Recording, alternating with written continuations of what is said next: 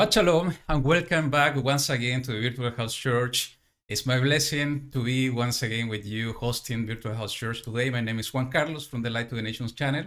And as I have been telling you last week, we are broadcasting Virtual House Church simultaneously in the Rob Skiva channel and also in Light to the Nations channel. Be aware that, the chat is not working united. So if you are in the chat of Light to the Nations channel, you are not going to be able to see the chat in the Rob Skiva channel. So be aware of that. But, it's good to be here. It's good to be here celebrating and keeping Shabbat in honor of our Elohim.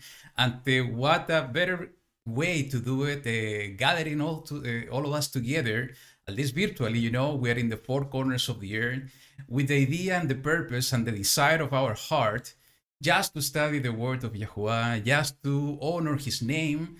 And we do it because of one reason. We do it and we keep the covenant of Yahuwah. We do it and we keep the commandments of Yahuwah with the only reason because we love him.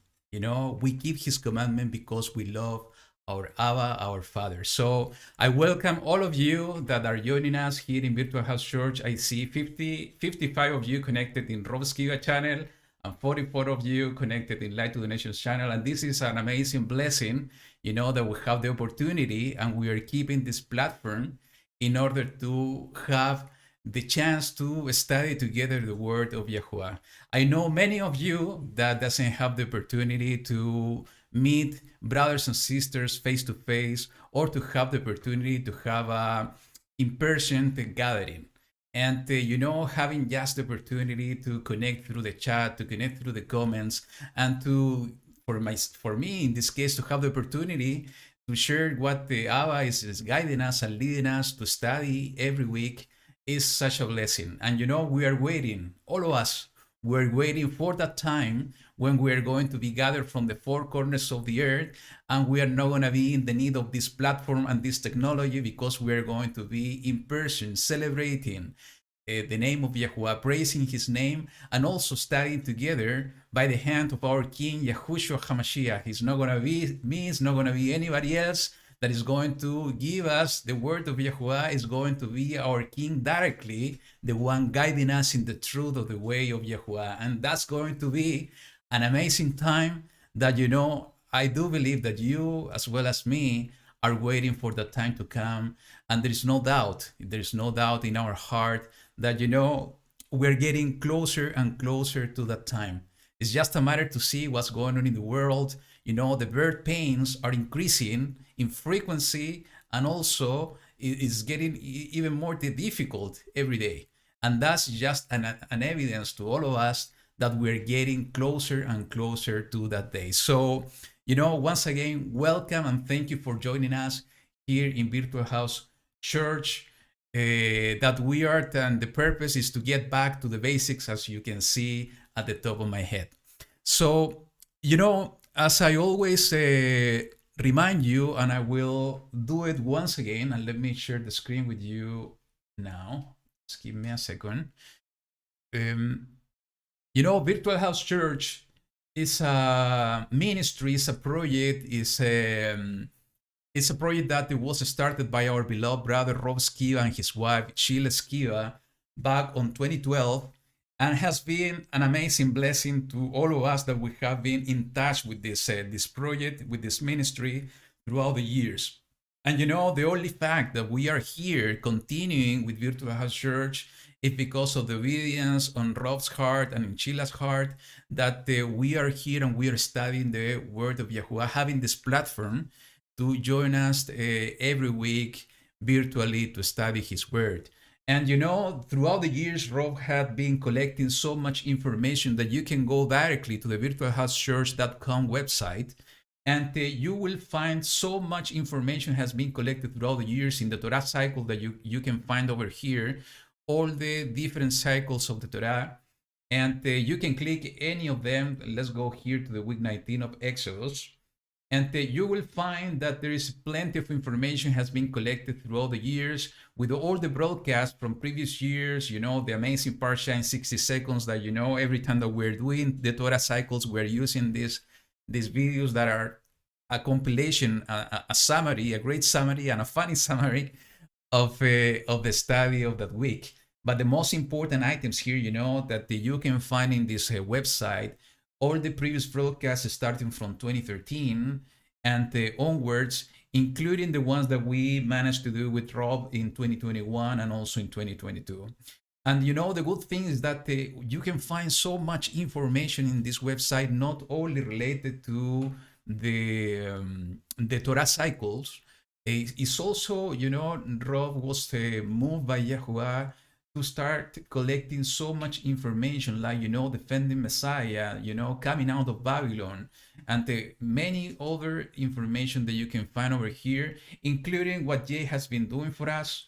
If you click in this week study here at the left column, you will find all the videos that we have been doing this in this new cycle this year. That you can find those videos in the Light to the Nations channel, but you can go directly here to the website and to click here in the Joshua studies. So let's do it just for you to see, and you will be directed to this site where you will find all the cycle in the way that we portion the book of Joshua, and the different video studies that we have been doing in the Light to the Nations channel, the Virtual House Church, for each one of the weeks. And we have been so blessed in everything that Yahuwah has been doing and giving us as food every week in Virtual House Church, that if you have missed all those studies, I will invite you to go ahead and take a look, because this cycle has been such a blessing for all of us that have been continuing doing Virtual House Church. And as I told you last week, if you thought that Virtual House Church stopped and didn't continue, it wasn't like that. We continue doing Virtual House Church, but we did it as you know, starting last year in the Light to the Nations channel, and we are so blessed now that we are able to bring Virtual House Church to his home here in Rob Skiba channel. So if you missed Virtual House Church, I will invite you to go ahead and take a look on those video studies, because as I told you, they have been such a blessing to all of us. What Yahuwah has been teaching us and revealing us to all of us that have been continuing having this gathering, this fellowship, virtual fellowship, has been such a blessing that Yahuwah put in our heart to continue with the reading his scripture, his word, not to resume the cycle and start the cycle again. Is just to continue with the remaining books. And as you saw in the screen, we have done already the book of Joshua. We have done already the book of Judges, and now we are in this amazing book of First Samuel. And as you can see in the screen, it's not this one, it's this one. We are studying the week 30 here, and it's in the book, and this is exactly what we are gonna study today. It's in the book of First Samuel, and we are going to study from chapter 21 until the end of chapter 22. And we have titled this week study, as you can see over there, everyone bitter in being gathered to him. And you can see also the name in Hebrew over there, just for a reference. And at the time that I was portioning this book, I was reading it and taking a look in the specific wording in each one of the portions. And there's so much foreshadow of Yahushua. There's so much beautiful statements in the word of Yahuwah that is touching our heart, like this one, and I will expand a little bit when we are going through the reading of this portion, and also what Yahuwah has prepared for us to share today. But this one particularly, the title, everyone bitter in being gathered to him, is so amazing, because it's a foreshadow, about whom I'm talking about. Is a foreshadow of our King Yahushua HaMashiach. So, I have some news for you. Jake Grant, our beloved brother, is going to join us today. So most probably he will jump in a few minutes from now. So as soon as he's coming back, I will bring him to the screen. So, with no more delays, and I see a lot of you connected in both channels, so that's an amazing blessing. I will invite you to close your eyes, to lift your hands to the heaven, and let's pray together to Abba before starting this study. Yahuwah Elohim, we want to give thanks to you in this day, in this new Shabbat, because you give us the opportunity to gather ourselves once again in obedience to your word, in obedience to your covenant, in obedience to your way of righteousness, keeping your Shabbat. That is so important because it's a sign between you and us, your people. And we do it with a humble heart, and we do it with all the desire of our heart in order to be obedient to you, in order to show you that we love you with all our being.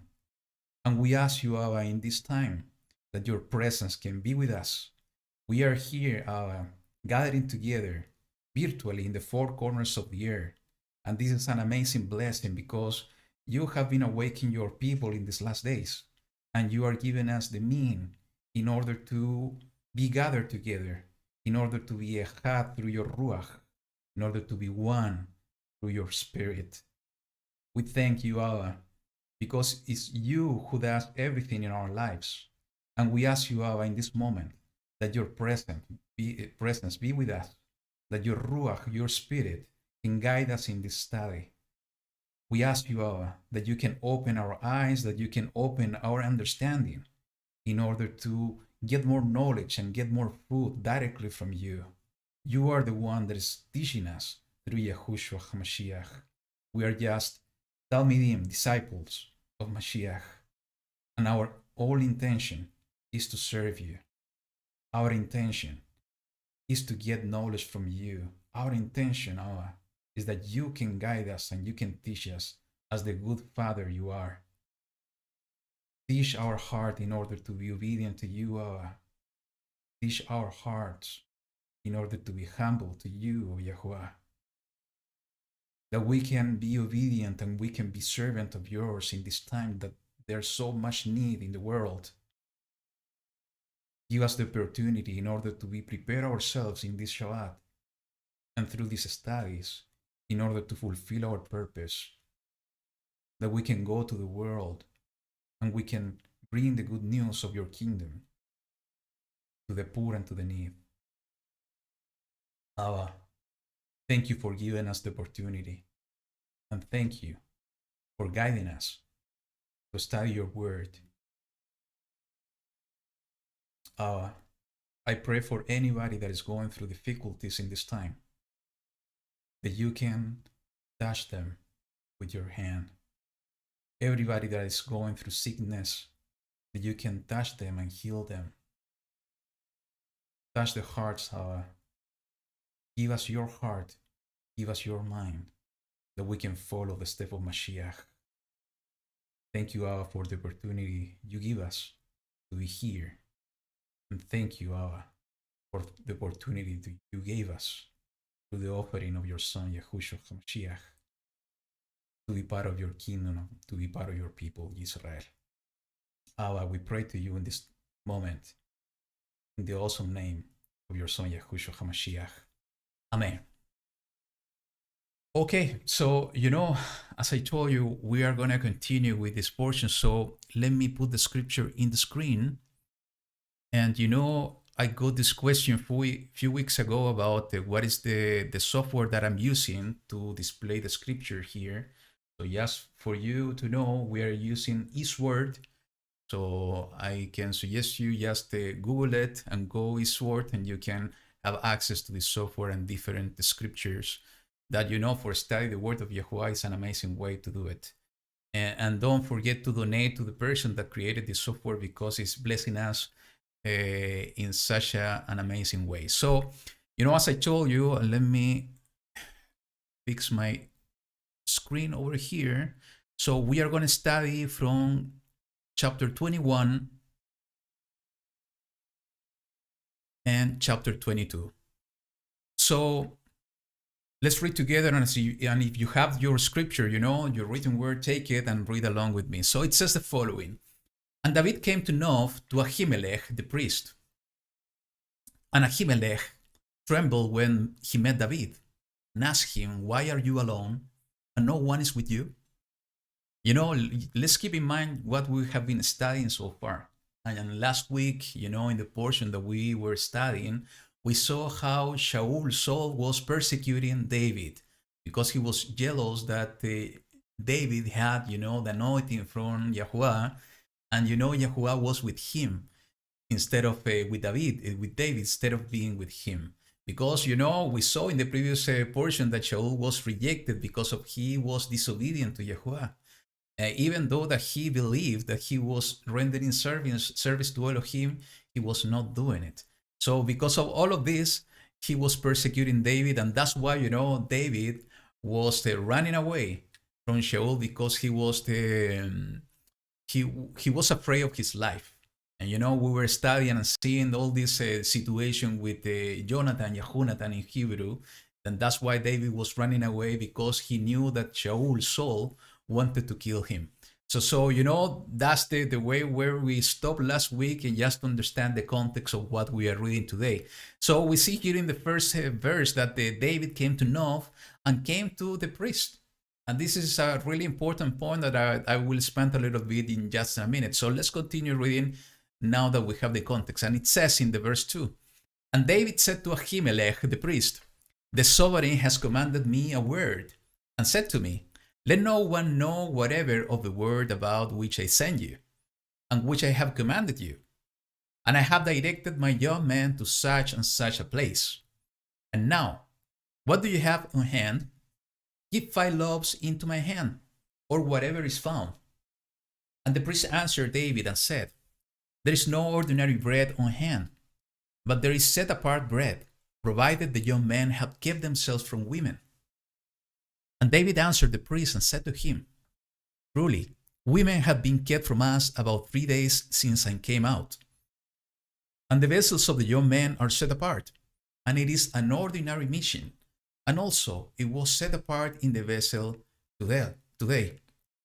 Then the priest gave him set-apart bread, for there was no bread there except the showbread, which had been taken from before Yahuwah, in order to put hot bread in on the day it is taken away. So, this is an amazing story, because our Mashiach was taking it as an example when he was debating with the Pharisees. But, the first point that I wanted to mention here is that is the attitude of David. He was going through tribulation. He was in distress. And the first thing he did, being persecuted, being in distress, being worried about his life, the first thing he did was to get closer to Yahuwah. He didn't go to anywhere else. He didn't go to anybody else. He went directly to the priest. He went directly to the house of Elohim. And this is so amazing, speaking a lot to all of us, that especially on these times with so much challenges, that sometimes we go and we try to get people to help us.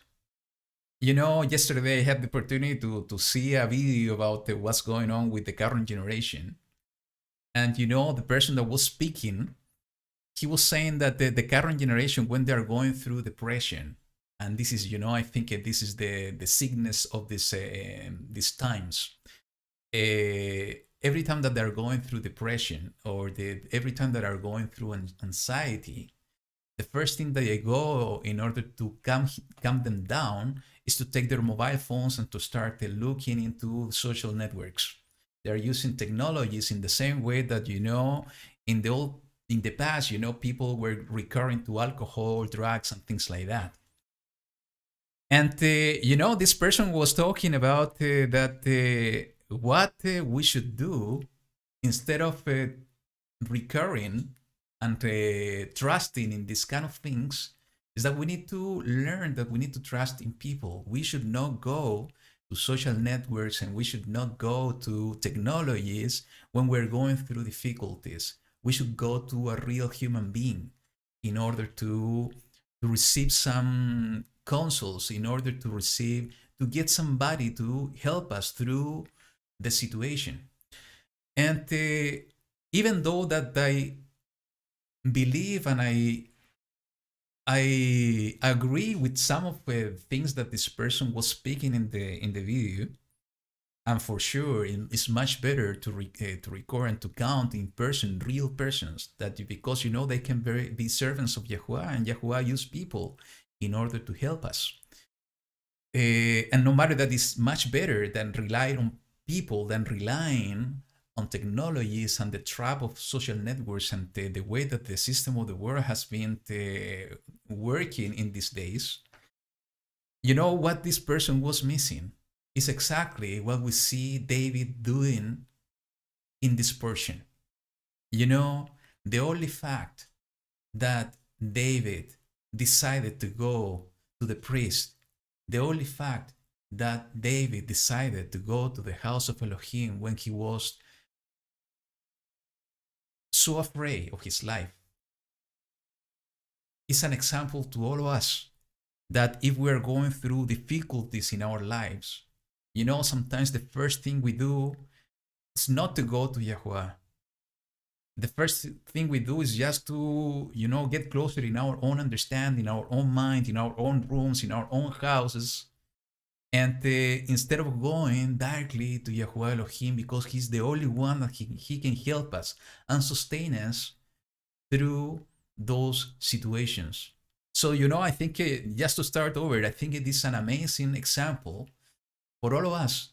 And especially, in the times, as I said, we are living and the times that are coming ahead, that we need to learn in these times, that we need to go and recur, we need to rely only in Yahuwah Elohim. Every time that we are so desperate because of any situation and any challenges that we are going through our lives.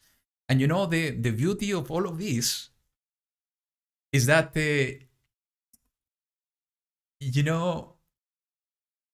first thing that he was asking for food. And actually, let me continue reading, because it was not the only food that he was asking for. So let's continue reading. I will take from the point that I was speaking about. So we read until the verse 6. So let's continue in the verse 7. Now, one of the servants of Shaul was there that day, detained before Yahuwah, and his name was Doeg, an Edomite, the chief of the herdsmen who belonged to Shaul. And David said to Ahimelech, "Is there not here on hand a spear or a sword? For I have brought neither my sword nor my weapons with me, because the matter of the sovereign was urgent." And the priest said, "The sword of Goliath, the Philistine, whom you struck in the valley of Elah, see, it is wrapped in a garment behind the shoulder garment. If you could take it, take it, but there is none other except this one here." And David said, "There is none like it. Give it to me, and let me keep it over there." Because, as I said before, David is giving us the example that in the time of distress, he relied on Yahuwah. He went to the house of Elohim. He went to the servants of Elohim. And what he was looking for two things. The first thing he was looking for was for food. He was hungry. And he went to the house of Elohim looking for food. And the second thing he was looking for a sword. He was looking for a weapon. And when we understand all of this from a spiritual angle, it's giving us an amazing picture of what we need to look for every time that we are going through any situation. What we can find when we get closer to Yahuwah Elohim. At any time, we can find food and we can find sword. And there are a few passages that I want to share with you that are so amazing, are connected to all of this. So let's go to the book of John. just to understand what food is. And this is maybe easy for us to understand, but there are a few points that is important to remember all the time. So let's go to the book of John. I'm just taking a look in my notes. That's why I'm looking into that direction. So let's go to the chapter 4, and we are going to read from verse 32 to 34. So, Yahushua speaking, he says the following, and this is the story with the woman, from Samaria, and this is an amazing story to read all entirely, but we're gonna just pick those few verses just to make it more short and to the point. So, we remember that he sent his disciples to get food because we were not eating and they were traveling. And when the disciple came back, everything that we are going to read is what happened. So Yahushua, and he said, this speaking about Yahushua, or Messiah, and he said to them, I have food to eat of which you do not know. Then the top ones, the disciples, said to each other, did anyone bring him food to eat? They were amazed because, Yahushua was sending them to buy food and to get food. So he is telling them, I already have food. That's why the question. And Yahushua said in the verse 34, Yahushua said to them, my food is to do the desire of him who sent me and to accomplish his work. And most probably you have been going through this experience that every time that our heart is fully filled with the presence of Yahuwah, every time that we are accomplishing the desire of Yahuwah and what he has been sending us to do, we forget about everything. We forget about the food. We forget that we can be hungry and doesn't matter. Nothing else matters, only what Yahuwah has been sending us to do. So, and we see here in the words of Mashiach telling us exactly this. The food that we need is to do the desire of Yahuwah. The food we need is the Ruach of Yahuwah pushing us and igniting that fire within us to do the desire of Yahuwah. And the only fact that we see David going and getting closer in this portion to the house of Elohim, looking for food, is something, a connection that we should see it, that we should get closer to Yahuwah to get that food. We need to get closer, especially in these times, to Yahuwah Elohim to get that food that is going to ignite that fire to do his desire. Let's go to the chapter 6 of the same book. And we're going to read from verse 49. And it's so beautiful because, everything is pointing to Mashiach. Verse 49 to verse 51. And it says the following. We're going to read from verse 48. I am the bread of life. Your fathers ate the manna in the wilderness and they died. This is the bread which comes down out of the heaven, so that anyone might eat of it and not die. I am the living bread which came down out of the heaven. If anyone eats of this bread, he shall live forever. And indeed, the bread that I shall give is my flesh, which I shall give for the life of the world. So, what is the food we need? In the words of Yahushua HaMashiach, is Him. He is the Word made flesh. And as we see, in the chapter 1 of the book, in the chapter 4 in the book of Luke, and when Yahushua was, during these 40 days in the wilderness, during these 40 days of fasting, when Satan was telling him in the verse 3, and the devil said to him, if you are the son of Elohim, command this stone to become bread. But Yahushua answered him, saying, it has been written, man shall not live by bread alone, but by every word of Elohim. The written word of Elohim, He has given us, through the servants throughout history, is the word and the food we need. And when we understand that the written word of Yahuwah was made flesh and is Yahushua HaMashiach, and that's the food we need, And the only way that we are going to get everlasting life is with that food. It should complete the entire picture for all of us. That getting closer to Yahuwah, we are going to get from that food in the same way that David in this portion was doing it in order to, to contain the distress of his life. He was hungry, physically hungry, but he was in need of Elohim because of the distress that he was going through. We need to learn from that lesson that every time that we are in need, internal need, we need to get closer to Yahuwah, and we are going to get that food. The food that is the Word made flesh is Yahushua in us, in order to go through those situations, in order to have the strength and not to be hungry, because we are going to be able to do the desire of Elohim. And he was getting and asking also for the second thing. He was asking for a sword. And what was the sword he was getting? It was the giant killer, because it was the sword that David took in order to kill the giant. So, and this is, I think, when I was studying this portion earlier today, it was speaking a lot to me.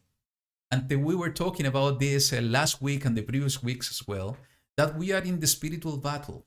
And the only way to win this battle every day is through the Ruach of Elohim, through the Spirit of Elohim. And for that we need a sword. And just understanding the parallels, because we know the origin of this spiritual being, the evil spirits, that their origin is on the Nephilim, the giants, is so important, the parallel, that even in the time of needs, in the time that he was looking for a sword, David got the same sword he used in order to kill the giant. And he found that sword in the house of Elohim. He found that sword in the custody of the servants of Elohim. And this is so important because Shaul was talking about that. Let's go and let's see in the book of Ephesians, because we know that the sword of Elohim the sword is the word of Elohim. So let's go to the book of Ephesians, chapter 6, verse 17. This is something that we should be remembering all the time, what is written here. And actually, let me read from starting in the verse 14. And it says the following: Stand then, having girded your waist with truth, and having put on the breastplate of righteousness, and having fitted your feet with the preparation of the good news of peace. Above all, having taken up the shield of belief, with which you shall have power to quench all the burning arrows of the wicked one. Take also the helmet of deliverance. Listen to this. And the sword of the Spirit, which is the word of Elohim. And this is something that I didn't take too much into consideration in the past, because we all know that the sword is the word of Elohim as it is written here. But take a look, there is something more written here. It says, and the sword of the Spirit, the sword of the Ruach. In the spiritual battle, we need that sword in the same way that David was needing the sword. Is the sword of the Spirit, is the sword of the Ruach of Elohim. That's the word of Elohim, is the sword we need. And in order to get that sword, we need to get closer to Yahuwah. That's the sword that is the giant killers, is the killer of the enemies of Yahuwah, is the sword we need in order to fight the spiritual battle we are against the giants in their spiritual form. So, that's why what I see in this portion and what, I'm receiving from now, I'm sharing with you today, is that we need to get closer and closer to Yahuwah in order to get the two things that David was looking for. Even if we're in distress, we are going to be able to get food, and we are going to be able to get the spiritual sword in order to fight the battles where we are today. So, you know, just something that really interesting as a side note, that it is written, going back to to, the book of Samuel, chapter 21, that the all this story happened in the city of Nob. I didn't have the time to take more information about the city of Nob, but what is interesting to note is that it seems that the service to Yahuwah was being performed in the city. The only fact that the showbread was being changed during this day when David appeared to the priest in this city is because they were performing this commandment in this city, and this commandment is part of the service that the priest had to do in the house of Elohim, in the Mishkan or in the temple, in the tabernacle or in the temple. So it seems to be that they were doing it in the city of Nob.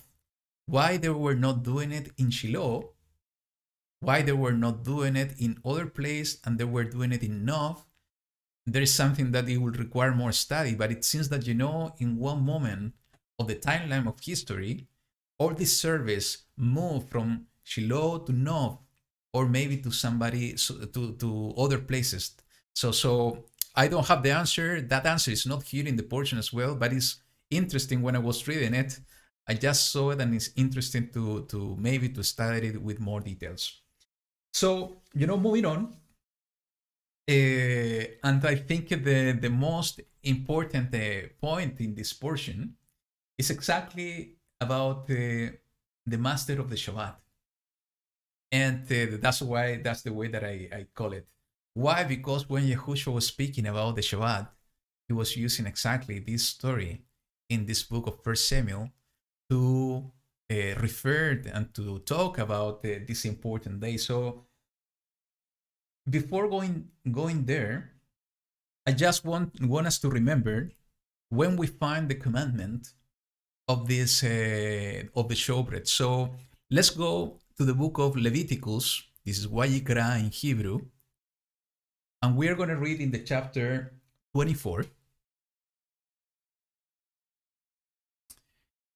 And let's read from verse 5 to verse 9. So this is Leviticus VaiyitKabetzu in Hebrew, chapter 24. We are going to read from verse 5, as you can see in the screen. Yes. To verse 9. So you can see in the verse 1, it says, "And Yahuwah spoke to Moshe, saying," so this is a commandment from Yahuwah directly to his people Israel through the mouth of Moses. So it says, starting in the verse 5, "And you shall take fine flour and bake 12 cakes with it, 2/10 of an ephah in each cake. And you shall set them in 2 rows, 6 in a row, on the clean table before Yahuwah. And you shall put clear frankincense on each row, and it shall be on the bread as a remembrance portion, an offering made by fire to Yahuwah. On every Shabbat," and listen to this, "on every Shabbat he is to arrange it before Yahuwah continually from the children of Israel, an everlasting covenant. And it shall be for Aaron and his sons, and they shall eat it in the set-apart place, because it is most set apart to him from the offerings of Yahuwah made by fire, an everlasting law." So this is, when we find in Torah the commandment about the showbread. And it is interesting to see, because this is exactly what Mashiach, as we are going to read in a minute, was referring to. Showbread was being changed Shabbat after Shabbat. They were taking the old showbread from the tabernacle or from the temple during Shabbat, and they were setting new showbread. And this is exactly so interesting, because this is exactly what we see in this story. This is, a confirmation that all this story that we read in the book of 1 Samuel of David and Ahimelech happened during a Shabbat. and who is talking about that is Yahushua HaMashiach. And before going there, just note what is written in the verse 9. This bread was set apart bread and was given to the priest, to Aaron and his sons, to nobody else.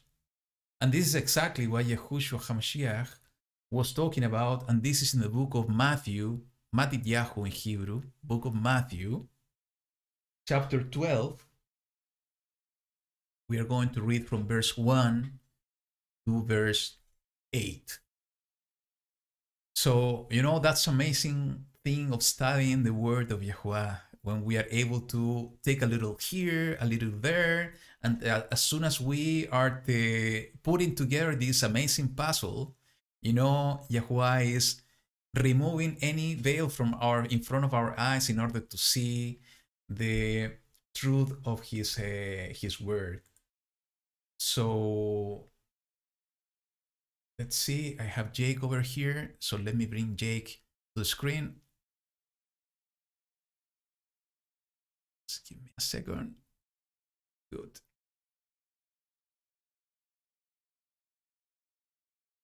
Perfect. Okay, Jake, here you are. Shabbat Shalom, brother. Thank you for joining us. Shabbat Shalom, one. Yeah, good to have you here, brother. And I was I was so focused on sharing that this portion, I didn't notice that you were waiting here. So sorry for that. No, keep on, keep on. That was great. I was really enjoying that. Okay, so let me finish the thought, and then I will be so glad to hear what you can bring with your insights about this portion. So let me put the screen here with the scripture. So I was just going to read what is written in the book of Matthew, and it says the following, starting in verse 1. That time, Yahushua went through the grain fields on the Shabbat, and he told once his disciples were hungry, and began to pluck heads of grain to eat. And when the Pharisees saw it, they said to him, "Look, your tall ones are doing what is not right to do on the Shabbat." But he said to them, "Have you not read what David did when he was hungry? He and those who were with him, how he went into the house of Elohim and ate the showbread, which was not right for him to eat, nor for those who were with him, but only for the priests? Or did you not read in the Torah that on the Shabbat the priests in the set-apart place profane the Shabbat and are blameless? But I say to you that in this place there is one greater than the set-apart place. And if you had known what this means, I desire compassion and not offering, you would not have condemned the blameless, for the son of Adam is master of the Shabbat." I always, like the way that Yahushua was facing all these disputes with the Pharisees. Because, I imagine the whole situation of Yahushua giving all these arguments, and the guys, the Pharisees, having any argument to talk back, because he was bringing to life the word of Yahuwah, and giving the exact argument so nobody could confront him. And especially, in this point, it's something that, talking about the food and talking about the sword I was speaking before, is that Yahushua was talking about something that sometimes we need to remember, and we tend to forget about what is the most important things in Torah. And one of the most important things in Torah he mentioned is compassion. And he's talking about this exactly here, because what did happen is that the priest, they were appointed to eat this bread, nobody else. And but David was in distress; he was hungry, and we can see Ahimelech acting in compassion. That's why he was giving him bread, and that's why Yahushua was bringing this portion, this story, in front of the Pharisees, telling them that, one of the most important things in this way, in the way of Yahuwah, is compassion. And, he was speaking about that in an amazing way in the chapter 23 of the same book of Matthew. You know, I like this chapter, this entire chapter very much, because he is revealing so much truth to all of us. But particularly in the verse 23, this is exactly what he was saying. Woe to you, scribes and Pharisees, hypocrites, because you tie the mint and the anise and the cumin, and have neglected the weightier matters of the Torah, the right ruling and the compassion and the belief. This need to have been done without neglecting the others. So you know what he's telling us, that we need to do everything, what he's commanding us and he's instructing us. You know, but he's also highlighting that there are priorities. He's highlighting that there are more important things in his way. And the most important things are here, the right ruling and the compassion and the belief. And you know, last week, Jake, I don't know if you managed to see that part of the broadcast. You know, what I was moved to talk about is about love at the end.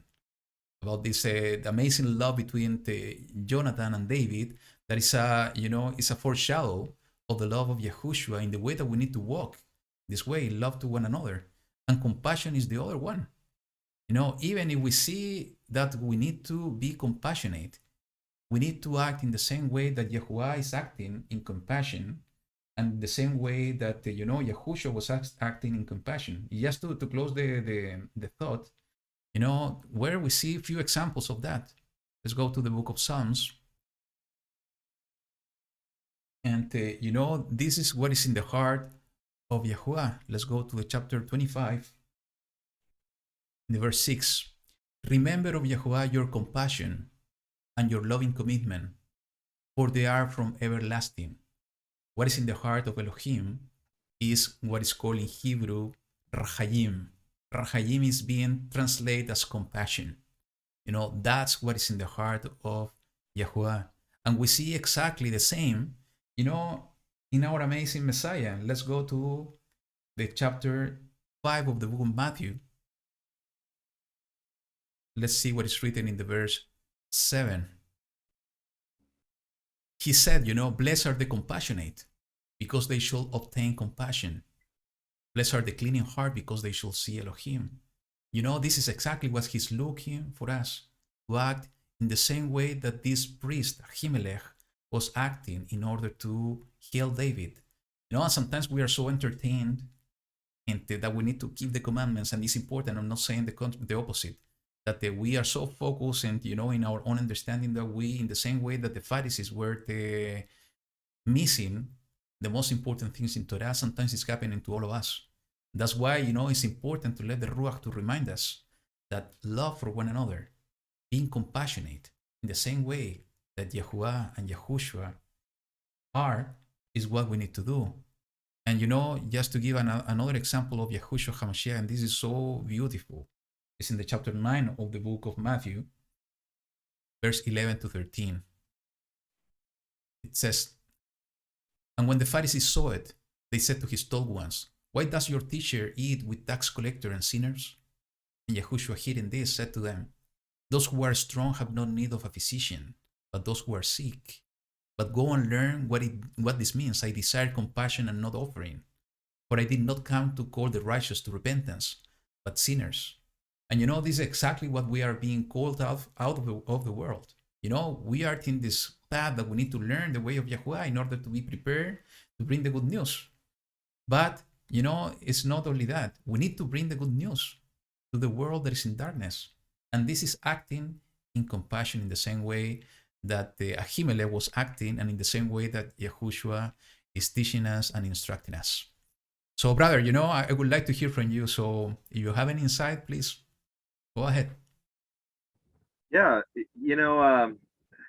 forgive me, I've been out of practice, everyone, for speaking on. So I might be jumbly as I kind of get back into the mode of speaking to a computer lens, right? But just to tack on to what you're saying before I talk about some things that stood out to me in the passages we read,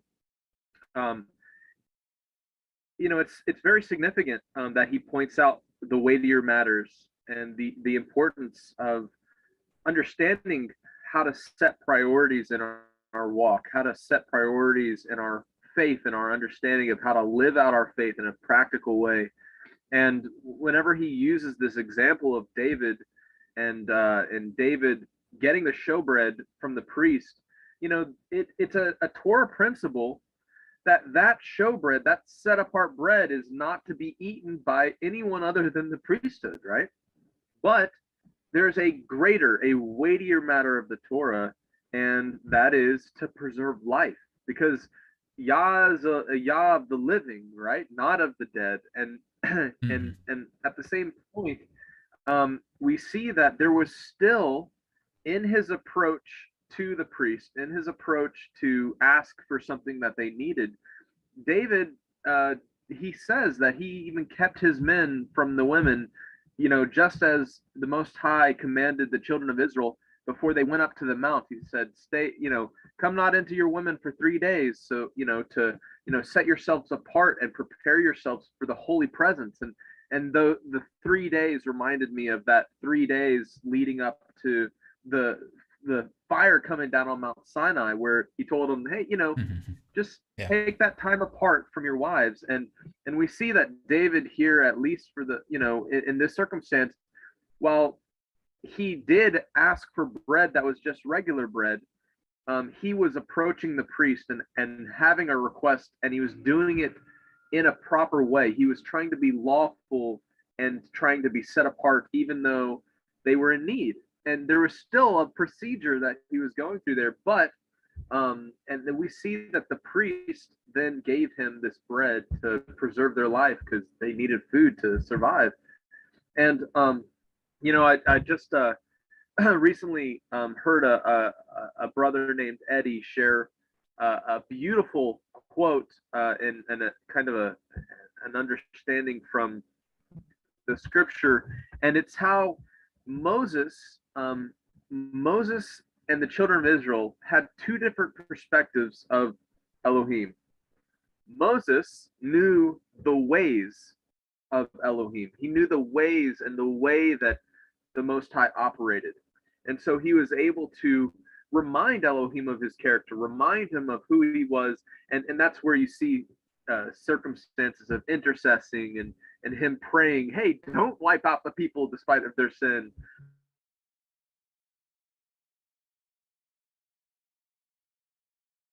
Oh, seems that we lost Jake. They had kind of more of a yeah, we lost you for a few seconds. Yeah, you're back. I'll love to get into why our internet signal is so bad and why I've not been able to join Virtual House Church here for the past month or so. But first, let's try to focus on this. But yeah, please forgive me if my internet is cutting up. Don't worry, I back? Go ahead. Am I still? Yeah, you're back. Still yeah, sometimes cutting a little bit, but we can hear you. Awesome. Please bear with me. I know we have very bad internet. We're still away from home in our camper right now. So anyways, I was just kind of shared this difference of relationship, that Moses knew the ways of Elohim and the children of Israel knew the acts of Elohim. And yet you saw the people that saw the acts of Elohim often fell into disobedience. They often were fear-based in their actions. But those who know the ways of Elohim, they can depend and trust and stake their confidence in his mercy and in his desire for life, for provision, and that's not in any way to trample on his holiness and his set-apartness, because everything needs to be done in order. But anyways, I just wanted to tack that on to finish with what you were saying about the weightier matters, is because when we know the character of Elohim, when we know what his heart is, then when we come to those situations where the oxen is fallen in the ditch on the Sabbath, right?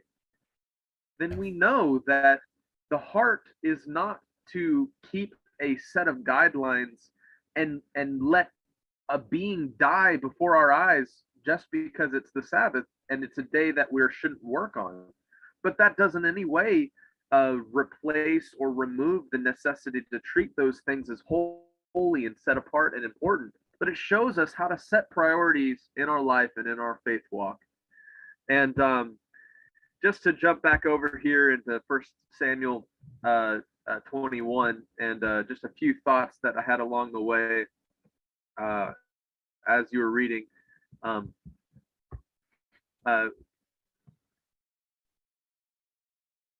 Towards the end of this passage, it's interesting to me, and in Scripture, there's always sometimes two different ways of looking at the story, right? It can either be something to use as an example for how we should act, or it could be a lesson of how we should not act. And I can't help but to wonder, in this situation where David, starting in verse 11, and the fear that came over David because of Achish, the king of Gath, right? Of course, we know that these were Philistines. These were of the nations that David had been fighting against. But it says here in verse 11, reading into verse 12, and the servants of Kish said unto him, is not David the king of the land? Did they not sting one another of him in dances, saying, Saul has slain his thousands and David his 10,000s? And David laid up these words in his heart and was sore afraid of Achish, the king of Gath. And so I wanted to look at something here, and I wanted to ask the question. I wanted to hear your opinion, Juan. Do you believe in this situation that this could have been a beautiful example of David being fearless, and maybe he perhaps gave into his fear in a circumstance that could have possibly been, a different situation? And I point at this because we see that oftentimes fear and fearfulness of the situations that could be lead us to act like fools. and then we see here, David acted like a fool. He started acting like a crazy person and doing all this stuff, and it says spittle came upon his beard. And when you look here, and it says, and Achish said unto his servants, Lo, ye see the man is mad, wherefore then have you brought him to me? Have I need of madmen, that you have brought this fellow to play the madman in my presence? Shall this fellow come into my house? And I do want to ask the question, and it's not to take away from how great of an example David is, but it makes me wonder what would have happened if David had gone in there and been fearless and just trusted in the Most High to continue to do what he regularly and consistently done throughout his life, preserving his life, protecting him. Could he have saved himself from, a little bit of the running? Could this king of Achish had, not hurt him as David feared, and the situation gone differently? And of course, this is just kind of a speculatory thing, but what is the lesson to learn here is fear caused David to act the fool. And while the king put him out, and his life was preserved through that situation, just another way, one of the ways that the Most High kept him alive, I wonder if it would have gone any different. Was this meant to be? Was this what the Most High wanted David to do, to act like a fool? Or would he have been a testimony and been preserved and protected even if he had not acted like a fool? And that's just a question. And like I said, in Scripture, there's often examples to reflect and mimic, and there's also lessons to learn from. And I just have to ask that question. I wonder what your opinion is on that, Juan. What do you think? Did David do the right thing in this situation, dribbling and drooling all over himself and acting crazy? Yeah, this is a funny part of the story, Jake. And when I was reading it this morning, I was thinking exactly and debating here at home exactly on what happened here. What I'm feeling now. I've even thought on this before. I think we see the compassion of Yahuwah in practice here.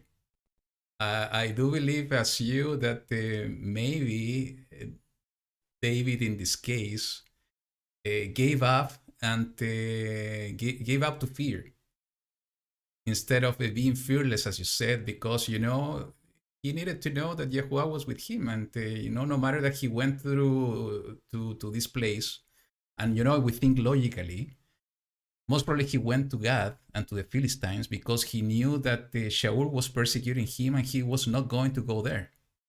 So logically thinking, that's why most probably David went to that place. But if he was directed to that place, he should be fearless and trust in Yahuwah. But he wasn't. But that's why I see that, the compassion of Yahuwah working here, because maybe this is exactly what he needed to do. Why I'm saying this, and this is the part that I didn't thought before hearing to you speaking about it, Jake, is that we saw what was the answer of this king, Akish. He was saying, I have enough crazy people here with me in my house, so why you are bringing one more here? So even David, without knowing what was one of the problems of Akish, that he was having too much crazy people around him, most probably, Yahuwah in his compassion, he was guiding him, even he was afraid to do these kind of things and acting like this, because that was the only way that Akish was going to get rid of David. And why I'm saying this, I have been seeing, and we have been speaking about a lot about the Ruach, the Spirit, lately. When we read so many stories in the scripture of prophets being led to do crazy stuff by the Ruach, that most probably, that was the way that Yahuwah was having compassion on David in order to save him of this situation. I think in any case, Jake, no matter that maybe with a fearless heart or with this so afraid heart, Yahuwah was going to save him in any of the situation. Yeah. That's my answer. This is what I think. I agree. I think no matter what, David's days were numbered, and there was a plan for him, and it's kind of like the Most High will use any circumstance, even the situations we put ourselves into, to fulfill His will. And and the man who wrote the Psalms, he prepares me a banquet in the presence of my enemies. This very man that had the heart, that the Most High just loved, and who was provided for and protected in all these circumstances, even when he was afraid, even when he kind of, got into the situation with Akish and, started acting crazy, he was still provided for, and it was still made a way. What I kind of wanted to bring out of this, and why I was focusing on this and asking the question, is we can always ask that question: what would things have been like? What would things have been like if the people had repented, or if we had been more fearless in our situations? And if we trust in the Most High and we believe He's going to work out His perfect will in our life, and that everything that is happening in our life is ordained by Him and ordered by Him, as long as we're seeking first His kingdom, He's going to add all the things that we need. And in the same situation, I love to look at that and ask the what if question, because if I'm not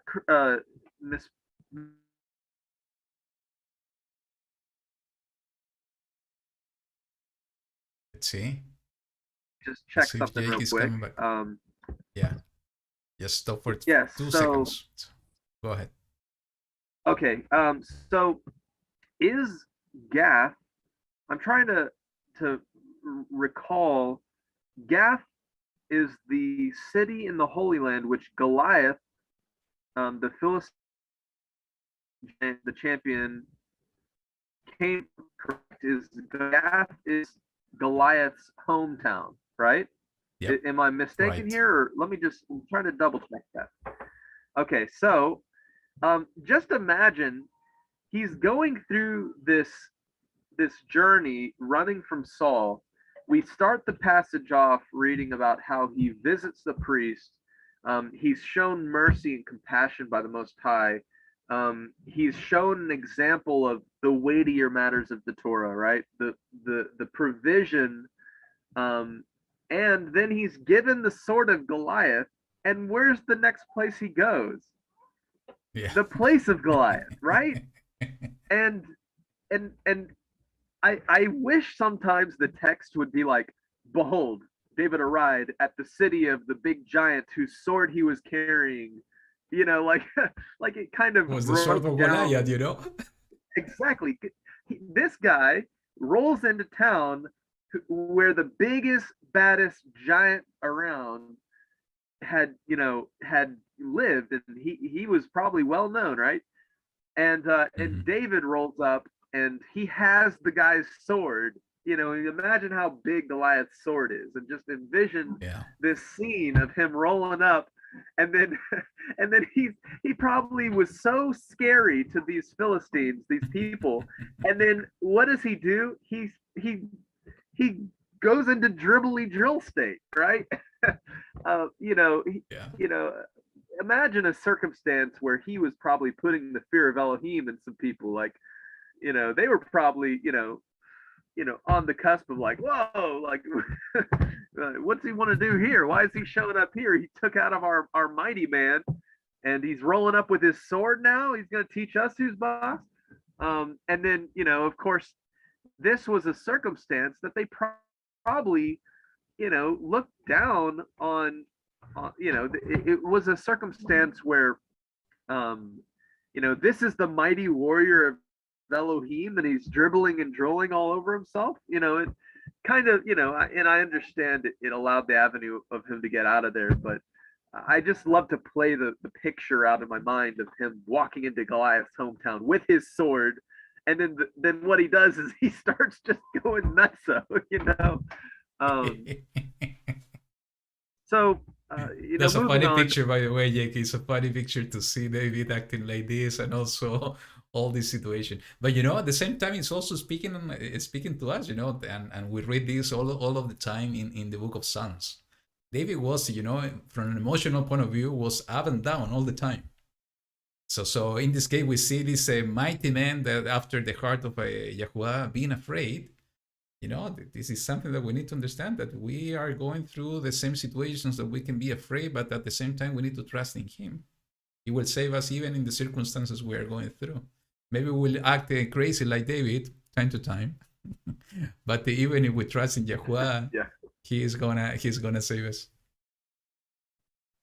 Exactly, and that's really what I love about reading the scriptures and seeing examples like this is, the men that we look up to, the patriarchs, the Davids, the Elijahs, they struggled. They didn't do everything perfect, but they were still provided for. And I think that's kind of the gist that I'm trying to hone in on this point is, in our life, in my life, in your lives, even though we don't burst into the city and stay brave, even though we know the Most High is with us, there's still things that we could learn and grow in, and because there were still areas that mighty men like David, they were still afraid. They still dealt with the very things that we deal with today, and that's why the scriptures are for our training, our correction, our understanding of righteousness, to understand the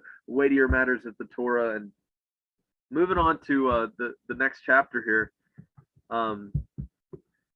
there's a pretty significant thing that I wanted to point out, that I wanted to encourage other people, because it's something that I've dealt with in my life, and it's standing up for the right thing despite the authority that's been placed over you, commanding you to do the opposite, right? And so what is the situation here that we read in chapter 22? And it talks about how Saul brought forth the priests that gave David the sword, right? And let me scroll down here, and it says here, starting in verse 15, did I begin to inquire? Let me start a little earlier. verse 13. And Saul said unto the priest who gave David the sword and the bread, Why have you conspired against me, thou and the son of Jesse, in that thou hast given him bread and a sword, and hast inquired of God for him, that he should rise against me to lie and wait as at this day? Then Abimelech answered the king and said, Who is so faithful among all thy servants as David, which is the king's son-in-law, and goeth at his bidding, and is honorable in thy house? Did I then begin to inquire of God for him? Be it far from me, let not the king impute anything unto his servant, nor to all the house of my father, for thy servant knew nothing of all this, less or more. So right off the bat, this guy's hands are clean. He wasn't trying to betray his king, and he was also not doing anything wrong helping David. But verse 16, and the king said, Thou shalt surely die, Ahimelech, thou and all thy father's house. And the king said unto the footmen that stood about him, Turn and slay the priests of the Lord, because their hand also is with David, because they knew when he fled and did not show it to me. But, this is what I want to point out here, but the servants of the king would not put forth their hand to fall upon the priests of the Lord. And wow, just if I could take a minute to just like really highlight that for you guys, because it's highlighted for me, and I know that I've dealt with this in my life, where men of authority, men who are above me and have command me, or my leadership or whatever, when I know something is not according to the righteousness of the Most High, when I know it's against the Most High's will, when I know it's wrong, when I know it's breaking Torah, it is such a important thing to stand on what you know is right, to hold to your convictions so that the blood's not on your hand. And that's what happened with the servants of Saul here that refused to slay the priests, that the blood wasn't on them anymore. They could have gone through with it, but you know what? They probably made Saul all the more angry. And I'm sure there was some talking to and probably some type of punishments or what. We don't know exactly. But listen, in our lives, there are consistently things where people in roles that are in authority above us, whether it's our boss, whether it's whoever, ask us or put us in a situation where we have to choose. And of course, a twisted version of the scripture that says render unto Caesar what's Caesar's, and respect your elders, would say even in the wrong do what they ask. But no, I would argue against that point. I would say, yes, respect those who are put in authority above you. Just like Daniel, the prophet, right? He was put in a situation very similar where he was told, you must stop praying 3 times a day to Elohim, right? When he would sit down and he would do his prayers. And he stood on his convictions in the face of the authority that was speaking to him, commanding him to cut off that communication, right? And in the same way, I want to encourage people watching this, and I'm encouraging myself, to stand up to those situations and trust that the Most High has your back, and to trust that his justice will be done, and that you will be protected, and that his will be played out in your life, even though the going gets tough, even though you're staring face to face with the mad king who's been throwing spears at David, who's been trying to like chase him across the earth. And and instead of just giving in, they refused to put to death the priests of the Most High. And there's situations like decisions about what you do with your body that people in authority are telling you must do this, or situations where you are told to work on the Sabbath. Listen, I guarantee you, you start standing up in those situations, the Most High is going to bless you. And I just wanted to bring that out because it stood out to me as a very significant moment in the story, as when they stood up and did not. But and then we have the opposite, right? We have Mr. Doug, the Doug the Edomite, who turned and fell upon the priest and slew on that day 65 people who wear the linen ephod. And you know, the Edomites come from the lineage of Esau. And you know, it's a rabbinical opinion that I've heard, and of course it's, you know, up for debate, of course, but it's the opinion that Esau represents, or the Edomites who his lineage comes from, Esau possibly represents one of the most wicked men in our Tanakh, in our Old Testament scriptures.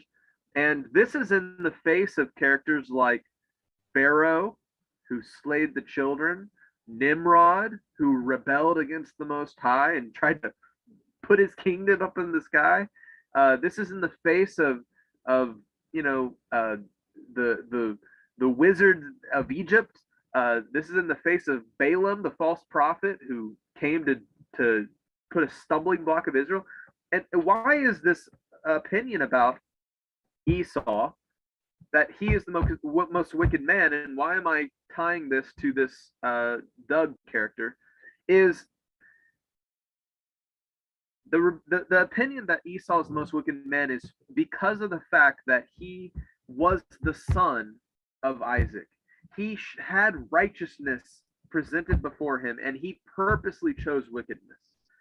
And wickedness is being given the choice of right and wrong and willfully turning your back on it, turning your opportunity of practicing the good and choosing the opposite.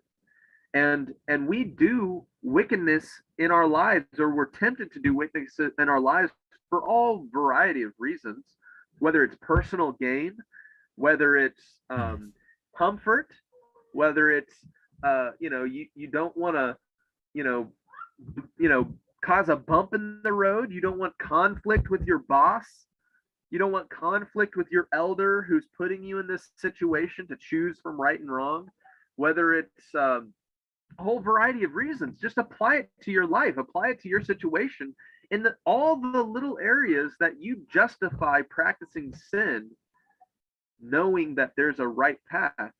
That's the quality that we have in the Edomites, in Esau, that we see that he had the choice. He had the choice between good and the righteous, and the right and the evil. And what we saw, like with, at least in Esau's case, is, for example, you know, his parents told him, don't go and marry the Canaanites, don't go and marry the women of the nations. And you know what he did? He did the opposite of what they wanted. He went and mixed with these heathen nations. He went and combined the pagan with the holy.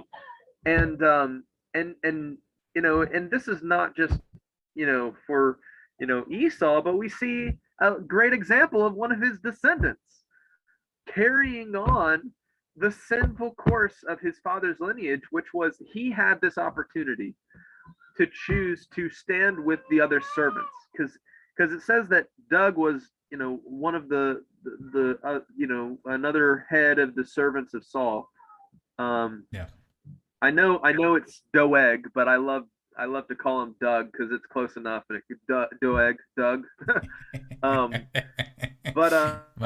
But he saw all of these servants stand up, and he, possibly for personal gain, he saw his window of opportunity. And if anything, it reminds me of the cutthroat business nature of our world today. Is am I breaking up here, or am I still? I saw I was frozen. No, on we screen. just Can you was still a hear me all right, Juan? little second, but we can hear you well. Yeah, go ahead, brother. Okay. And it reminds me of our cutthroat business environment of people who try to climb the ranks, and in the world, it's almost a common practice to just be cutthroat and to put others down, to build yourself up, and to tattle on your neighbor just to get your boss to promote you. That's and and just looking at this, we see how he looked at all these other servants who were ticking off the king royally. Let's just say he was probably shaking in his boots with anger. And he saw this window of opportunity, and he committed wickedness because he wanted gain. He wanted personal rise in the ranks. He wanted to be the number 2 guy of King Saul. And that's exactly how Satan gets us. That's exactly how he gets us to just give up on our morals, give up on our convictions, because he gives us this tempting carrot and tries to reel us in.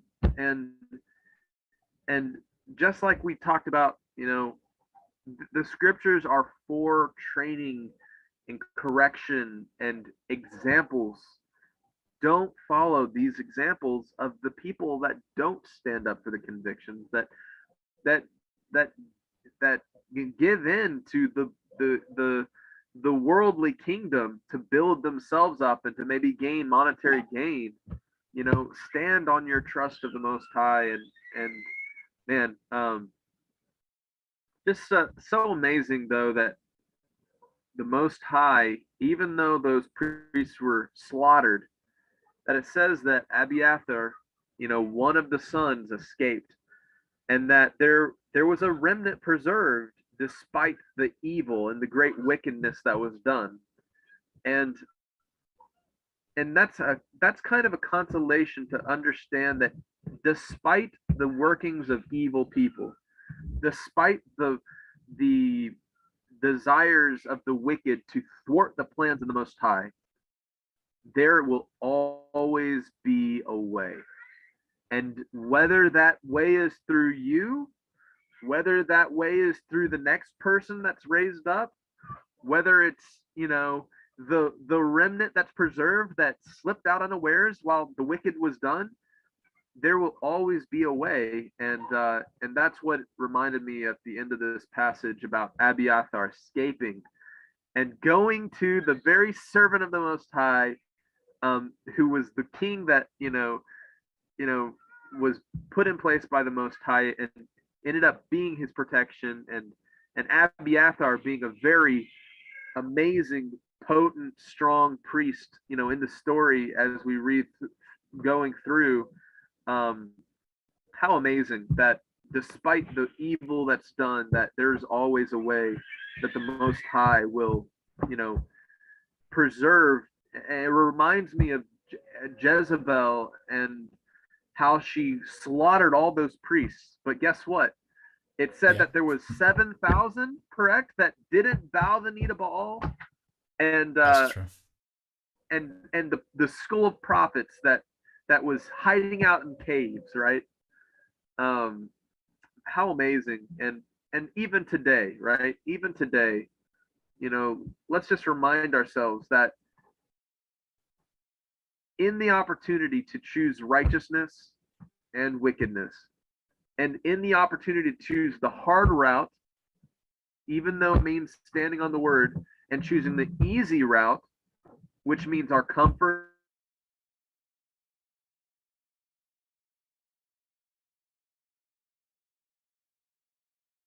See if Jake's back. Just wait Or a few our seconds. respect in our community, right?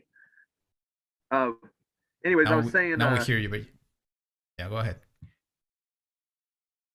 Awesome. I was just saying, even today, when we have all these opportunities and these moments where we can choose the hard route or the easy route between our job or our comforts or our respect and our prestige, let's be like these servants that stood up in that situation and refused to give in. Yeah, and actually, Jake, one thing that caught my attention here is that for me this is a foreshadow as well. Foreshadow of things to come. We know that we are in a kind of tribulation, and we know that great tribulation is coming ahead. Most probably, we're very soon to that, very close to that. is that, persecution is coming from the world. Persecution is coming from the system of the world in the same way that we see here. It's not coming from servants of Yahuwah, against servants of Yahuwah, as you were highlighting here in the verse 17, but it's coming directly from the world. And one thing I think one thing is important also to highlight, that what happened in this story was somehow something that Yahuwah said that will happen. And you just mentioned something, Jake, that is so important, because Yahuwah will fulfill His word in any way, no matter that it's going through, in this case, through the system of the world, because He's in control always. And what I'm talking about, there was a curse against the house of Eli. And let's go just quickly to where we find this information. Is in the chapter 2 of the same book, and we were studying this in the first portion of the book of Samuel, and it is written in the verse 31 and 32. And that's the amazing thing, as you said, Jake, is that Yahuwah will protect His own ones, the ones that are being obedient. But if there is a curse, and Yahuwah is also saying that He will do something, He will find ways to do it, and in this case, some of it was happening here. So it says in the verse 31 to 32, and that's amazing thing, because it was the first encounter between Elohim, Yahuwah, and Samuel. He was a kid back then, and in the next one, and this was the curse against the house of Eli. It says, "See, the days are coming that I shall cut off your arm, the arm of your father's house." It was the curse against the house of Eli. "So that an old man shall not be found in your house, and you shall see an enemy in my dwelling place, despite all the good which Elohim does for Israel. And there shall not be an old man in your house forever." And if we jump to the chapter 3, this is exactly when Yahuwah was speaking to Samuel, in verse 11 to 14. Yahuwah said to Samuel, Shemuel in Hebrew, "See, I'm doing a matter in Israel at which both ears of everyone who hears it shall tingle. In that day I shall confirm against Eli all that I have spoken concerning his house from beginning to end.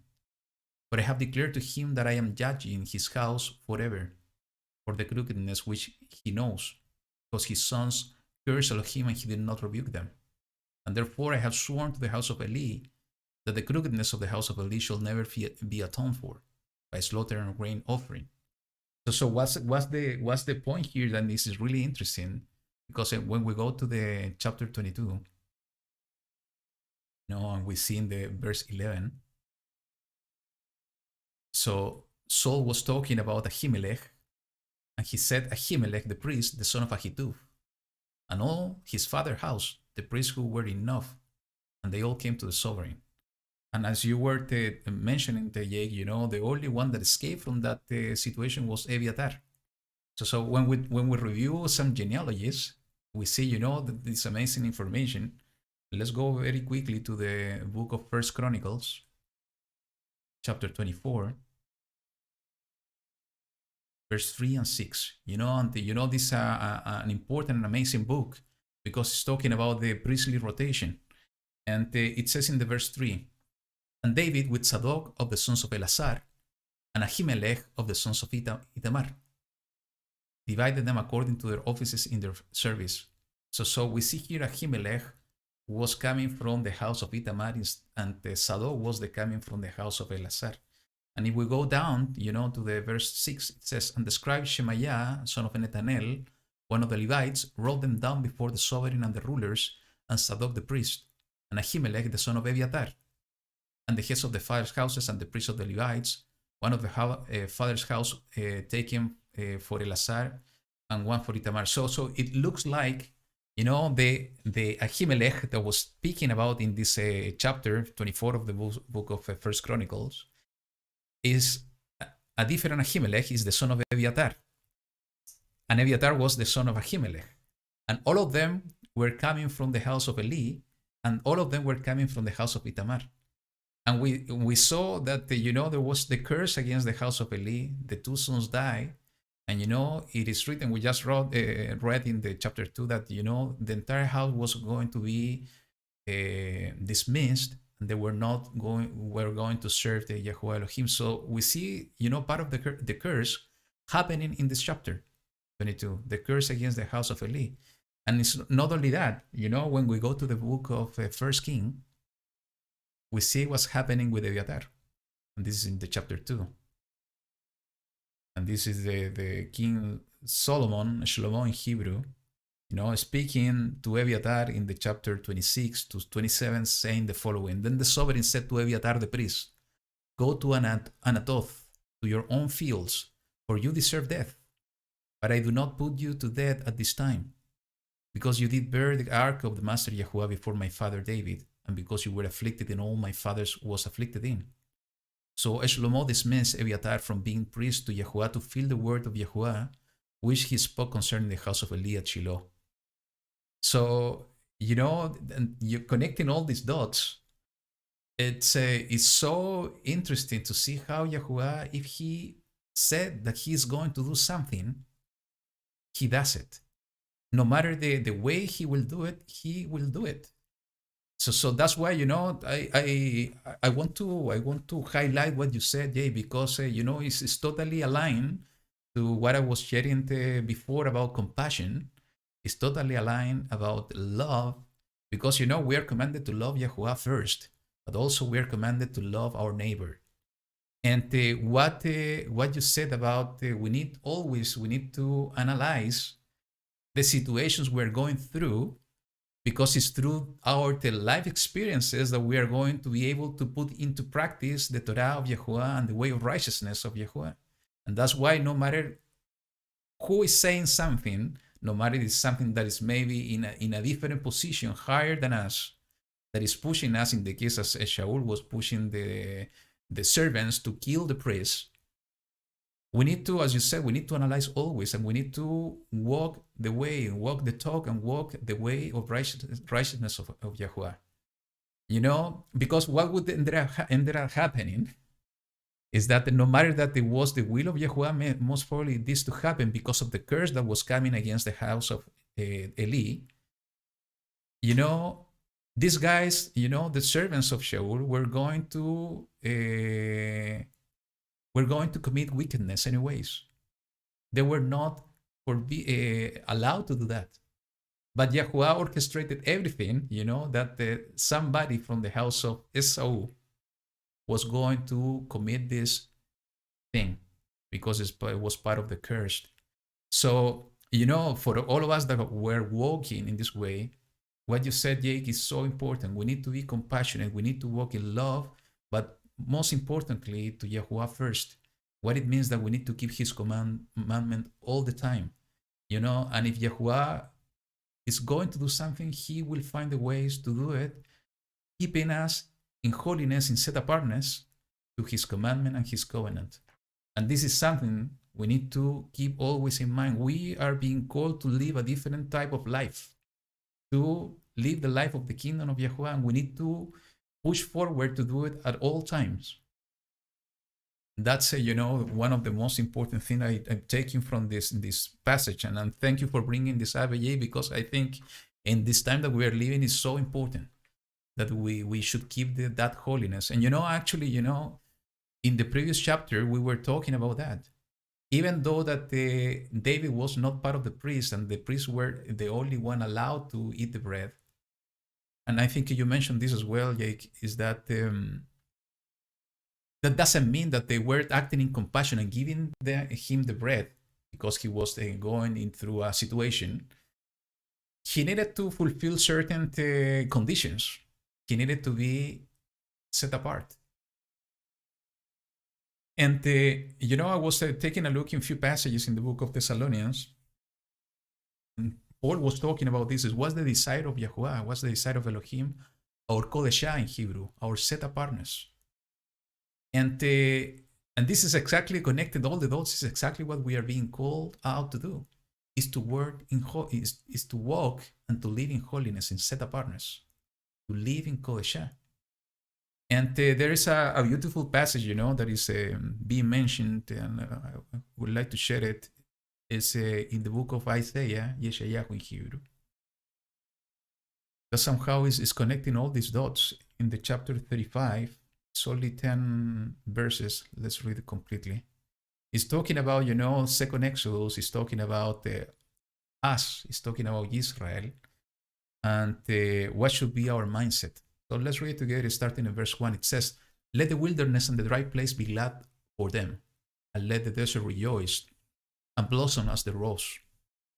It blossoms much and rejoices, even with joy and singing. The stem of Lebanon shall be given to it, the excellence of Carmel and Sharon. They shall see the stem of Yahuwah, the excellency of our Elohim. Strengthen the weak hands and make firm the weak knees." Talking about compassion. "Say to those with anxious heart, be strong, do not fear." And we're just talking about this about David, It's amazing. "See, your Elohim comes with vengeance, with the recompense of Elohim. He's coming to save you.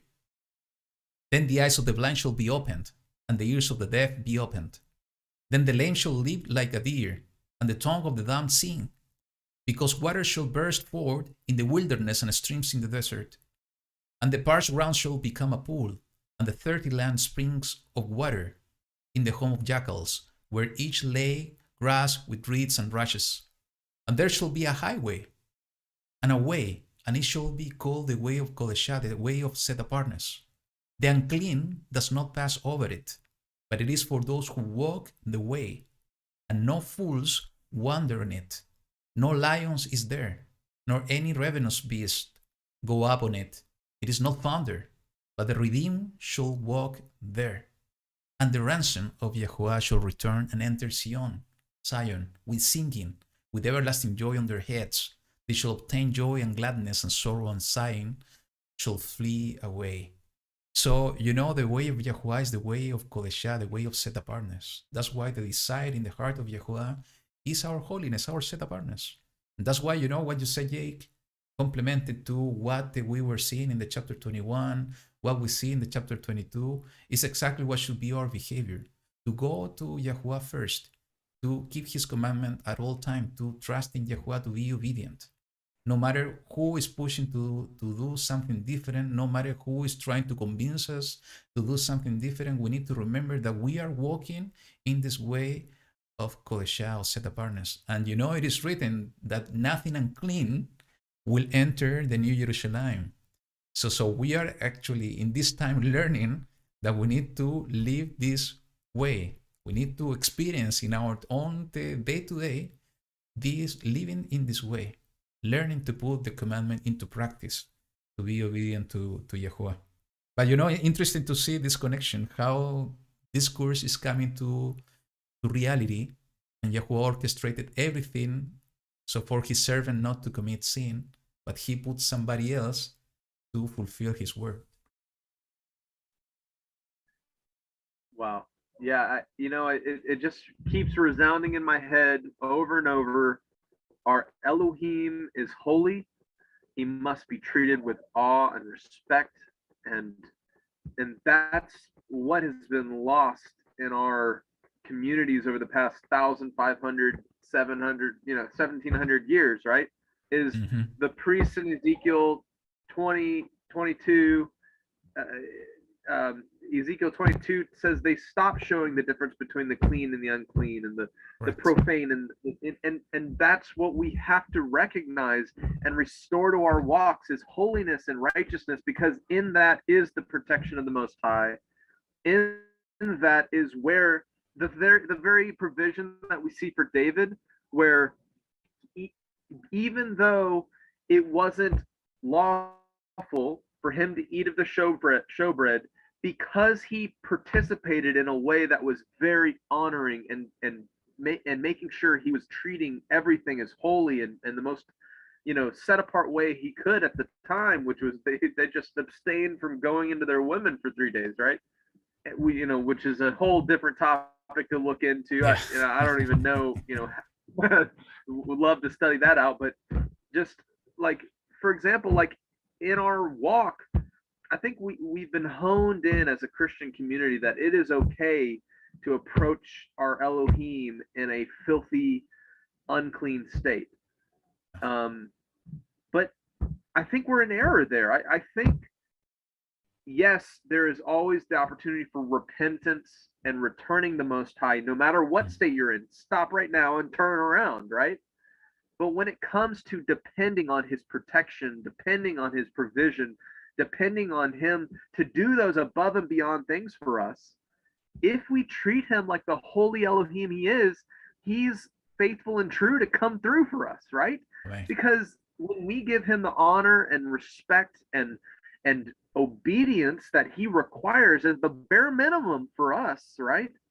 Yeah. Then that's when you see him come through on his promises. And it's all back to Deuteronomy 28, right? If what I'm saying to you, is poking you in the eye and you feel like you're being offended because I'm saying be holier, I'm talking to myself too, don't worry. I'm not just throwing this out on people. It's Deuteronomy 28, guys. It's just literally it playing out in the life of David as we read through it. Obey my commandments. I will be your rear protection, and I will be your provision, and I will be your needs met, and your deliverance in the presence of your enemies. And I think it's all tied to, just like you said, we can't pick up one thing and leave the others. It's all together. We have to have the way of the Most High. We have to have the weightier matters of the Most High prioritized. We have to have the reverence for the Most High. We have to have the the humility in pursuing His will for our life, and it's all of it together. It's none left behind. It's the love. It's the obedience. It's the spirit. It's out one of them. You're missing something, and anyways. Let's go, Jake. I would like to finish my comment today, and you need to tell us what you have been doing. We are just waiting for you to tell us where you are and so on. But just to finish my comment of the portion today is just to take a look in a beautiful picture, and this is in the chapter 22, verse 2, and is the title of the portion today. It says, "And everyone who was in distress, everyone who was in debt, and everyone bitter in being gathered to David. So he became head over them. And there were about 400 men with him." So he was in distress, he was being persecuted. And even in that situation, people that was going through a similar situation, that was in distress, was bitter in their heart, they were coming and getting closer to David in order to find refuge. And this is an amazing picture because, Mashiach, he said these words in the chapter 11 of the book of Matthew, verse 28, 30th. "Come to me, all you who labored and are burdened, and I shall give you rest. Take my yoke upon you and learn from me, for I am meek and humble in heart, and you shall find rest for your beings. For my yoke is gentle and my burden is light." So, we see here in the life of David, even in the situation that he was persecuted, and we know that our Messiah was persecuted as well by the religious people of his time. He was in a similar situation that David. Yeah. And here we see the amazing foreshadow of David, foreshadow of Messiah, that in Messiah we will find, if we are bitter in being, if we are going through distress, in him is where we will find peace and rest for our soul. And he complemented the same, as it is written in the book of John, chapter 6, verse 37 to 40. And what we will find in him is exactly this.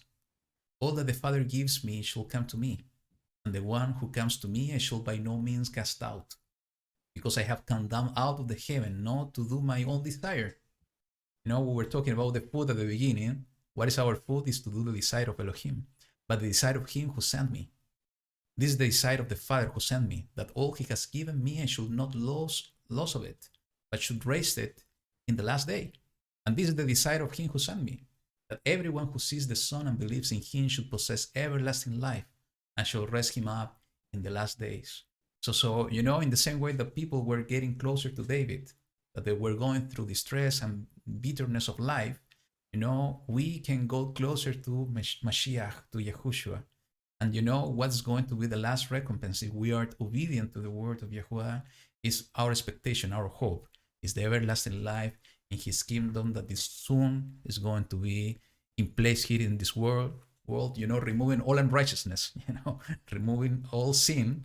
And finally, we will see the Kodeshah, the set-apartness, and the righteousness of the kingdom of Yahuwah filling the entire earth. So this is what I had to share today, Jake. I would like to hear from you, tell us what you have been doing and where you are. Yeah, it's we Sierra and my children, Aaliyah and Zena, have been on kind of like a month and a half long vision quest, is I guess all I could call it. Is we've been traveling. We've been in Missouri. We went down to Texas for some time. We're back in Missouri now. We were actually planning to be home several days ago, and just kind of were led to show up to another event up here. And overall, we've just been really, really seeking to hear the voice of the Father and to be in tune with what His desire for our lives are. Just some really exciting things that we see are starting to blossom out of our travels. One of which is we're really excited to be getting more involved with Virtual House Church. We have some really cool ideas with working with Juan Carlos and Sheila, and we have been talking with various musicians along the way to bring worship music to Virtual House Church. I got in contact, and my buddy Adam's gonna allow us to use his Bible trivia. Well, it's a like a trivia thing that we're going to be able to do here on Virtual House Church. So stay tuned for some of those things. We're really excited. We're going to be trying to bring some of that to Virtual House Church to have some really fun things to do for families and have some good worship music, because I know now that we're streaming over here on the Rob Skiba channel that we got to be careful with copyright strikes. And so just to I love you've been playing some of my songs, Juan, but sometimes you just need real worship music. I know so we're excited to we've been talking with some great people to help bring that to the table. But that's just in the area of like Virtual House Church. But more personally, we've just really been trying to seek after the voice of the Most High. Really looking at ourselves inwardly, me personally looking at kind of the things that I see that I've fallen short in over the past year, 6-7 months, low points in my life, and why I might have been able to fall into those ruts, recognizing some very important points that I'd love to share with you guys, because over the years, the first thing I started doing back when I worked with Now You See TV was I started hosting Virtual House Church with Rob, and so you guys, for if you've been long termers and you've been sticking out and watching Virtual House Church all through these years, you are really an extension of family, because you have been there so long, and you've seen me grow in my walk and studying the scriptures, and and some things I've realized, just being transparent, is I realized that fellowship and having people around you to encourage you, to support you, to pray for you, to love on you, to do life with, to just have friends is so important. And we were in a period of our life after Rob passed away, and another one of our friends passed away last year. We had a baby coming, and we were in a kind of a very low point. Had a lot of attacks from the enemy to just destroy my family, and And I realized that's one of the doors, is when we don't have those people, when we're at our bad point, or when we're at our weakest, to lean on. And I want to encourage anybody that if you feel maybe as I've described how I felt, find that fellowship, find people to get around that can just sow into your life. And if you don't know how to ask for somebody to love on you, you just take the initiative and love on someone else, and you'll be surprised.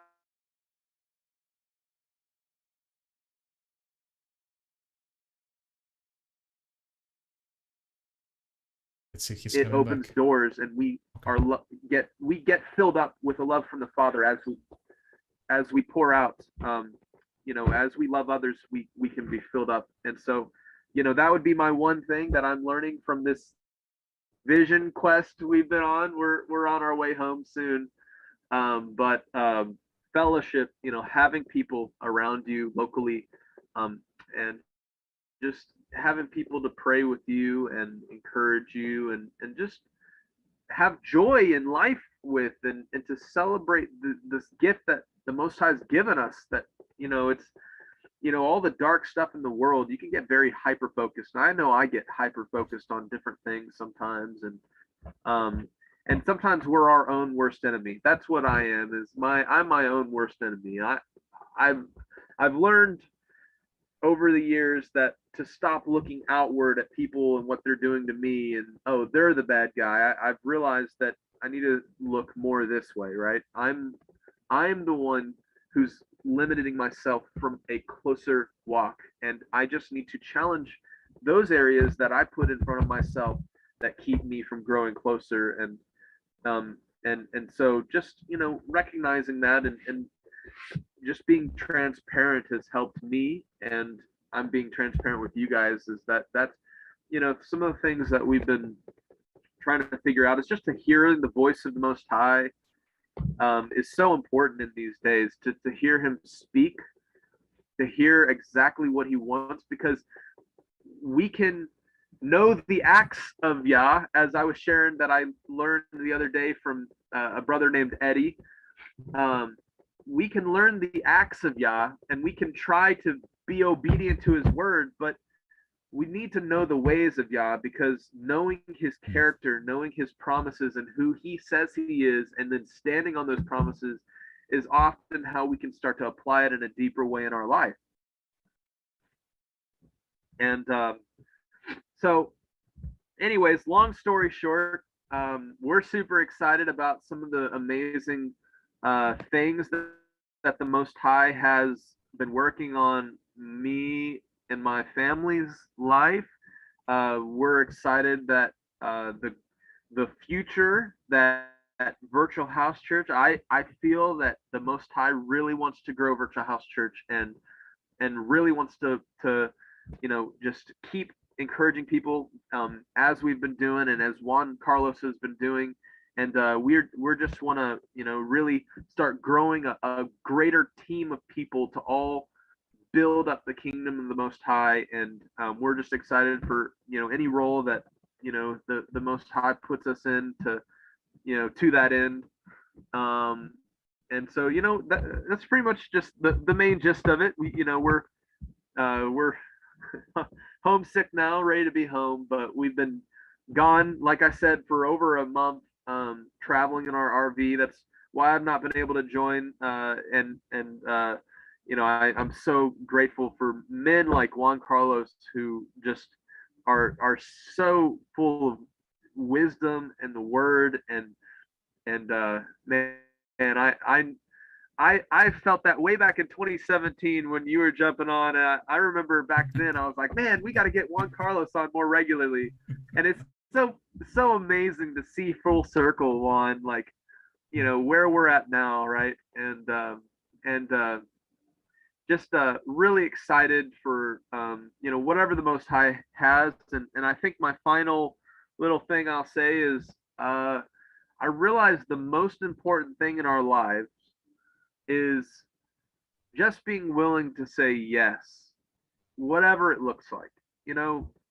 and to be sensitive, that's the place that I want to come to, and I've been really searching and trying to get to at this time, is to just be able to say yes whenever he does speak, if he does speak to me, and speak to you guys. I hope you can come to the place of just being able to say yes, because as the world gets crazy, we have the instruction manual, we have the foundation, but there's going to come a time where we need to hear his voice, when we need to hear his character and his way to navigate in a day-to-day way. And anyways, that's all that I had to share. But I love you guys, and it's great to be back on. Thank you so much, Jake. And time to time we need this time apart. Even Messiah was doing it. He was departing from people and from the disciple because he needed to hear it and to be close to Elohim. So we pray for you, brother, for your family. It's always a blessing to have you here. And we love your songs, by the way. Actually, last week we were playing your last song, and everybody, including myself, are enjoying it. So you need to keep producing this music, because I think it's a blessing to all of us, for all the family out there. And I think you put it right in the words. I always telling this to most of the time. More than a community, we are family, and we are the family of Elohim. And the times that are coming ahead, we will need the family. As we were reading just in this portion, the servants of Yahuwah that were following the commandments didn't raise their hands against the priests. So where we will find support in this time and the times ahead, for sure, first is coming from Elohim, from Yahuwah. But he's doing it through his servants, through his sons. And that's why, if we have the chance, for any of you that have the chance to have a local and face-to-face fellowship and to get in touch with people, like-minded people that have the same belief like you, try to do it. If you don't have the chance, we need to trust in Yahuwah. Yahuwah is with us, and he will guide us as he has been doing it throughout all these years. He's the one orchestrating things. And you mentioned it, Jake, none of us believed back on 2017 that we were being in this place today, continuing with Virtual House Church. But, Yah knows how to orchestrate things, and why we are going through situations and decisions. And I think, as you mentioned, and it's just to a recall of what we have been learning in this book of Samuel. We need to be obedient, and we need to be willing to say yes. In the same way that Samuel was saying, "Here I am, Yahuwah, your servant is hearing." This is exactly what should be our attitude, and what a better way to finish this Virtual House Church, So, Jake, I hope you are going to have a blessing finish of your trip. You are going to get home as soon as possible. And especially that you are going to hear from Yahuwah what he is wanted for you in the coming days. And just to invite everybody else to join us next week. We'll continue doing Virtual House Church. Keep in mind, we are going to, and actually let me put it here in the screen, if I can. We're going to study, just let me mention this, it's going to be the chapter 23 and the chapter 24 of Samuel. So do your homework, try to read the portion before so you can participate in the chat, just giving us your insights of what you are to study in this next portion next week. So, we're going to end this Virtual House Church with one of your songs, Jake. So this has been a blessing, and this is part of the Virtual House Church for a while already. So it's the Aaronic blessing. Until next week, just to say Shabbat Shalom to all of you. Thank you for joining us. Thank you for being part of the family. And I hope to see you, all of you, next week here in Virtual House Church. So, Jake, thank you, brother. Shabbat Shalom. And Shabbat Shalom to all of you. Shabbat shalom.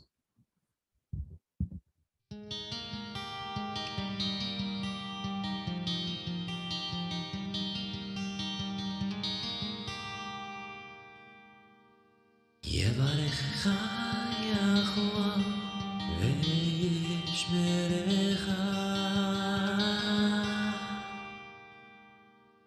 יאר יחוה פניו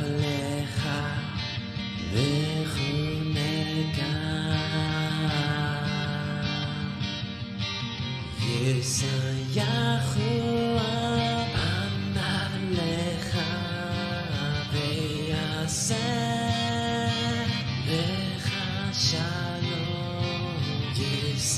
Yahuwah panav lecha ve'yaseh lecha shalom. Ve'yaseh lecha shalom. Ve'yaseh lecha shalom.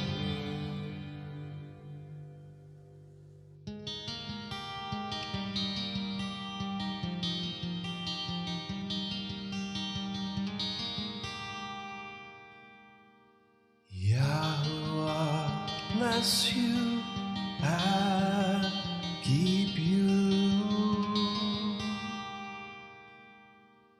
Yahuwah make his face shine upon you and be gracious unto you. Yahuwah lift up his countenance upon you and give you peace. Yahuwah make his face shine upon you and be gracious unto you. Yahuwah lift up his countenance upon you and give you peace.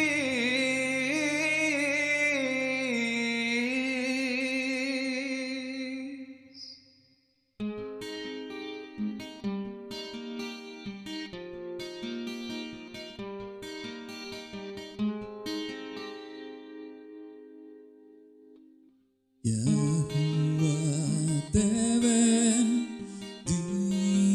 y te guarde. Yahuwah haga resplandecer su rostro en ti